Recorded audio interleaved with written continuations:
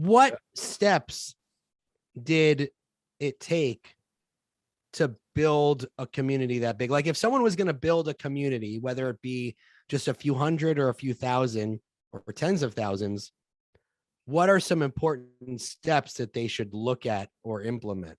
Yeah, well, we've reverse engineered this, and when I was creating the group at the very beginning, it was all by chance. But the very first thing you want to do is define the group, and it doesn't necessarily have to be real estate related, right? It doesn't have to be like a specific area. It could be, Jesse, what do you love doing? What's a hobby of yours? Playing guitar.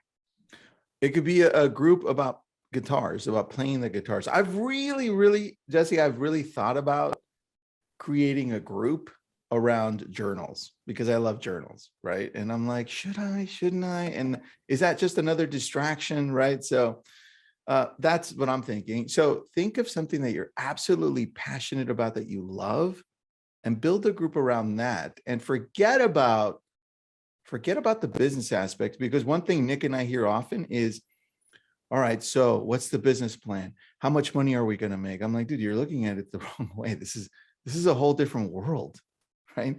That's not how you lead here. And so Nick and I do such a great job in that, because we just do it, and we do it because we love it.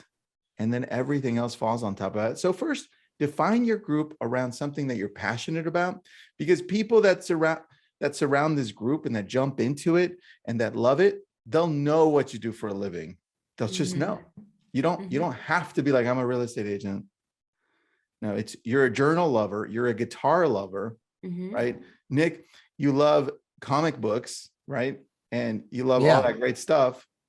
And then, oh, by the way, you do real estate. That's well, you bring up a great point, because a lot of real estate agents are like, well, I got to build a real estate group. And it's like, no, dude, like build a group around something that you love to do. And therefore people who, like you said, people who love to do that same thing will join that group. And if you post interesting content and you're engaging with them and they find you interesting, then they will click your profile and they'll see, oh, Nick is a real estate agent and he also likes fly fishing.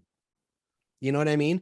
Yeah. So Engagement is such a great word, because I know that that's part of the process, right? It must be of building a community, but if it's something that you're fascinated with and something that you're passionate about, you can engage with it all day long. And so can the people that, share the same passions. And so it's that shared passion is an instant kind of, you're beholden to each other in a way, being passionate about the same thing. I mean, are we tracking?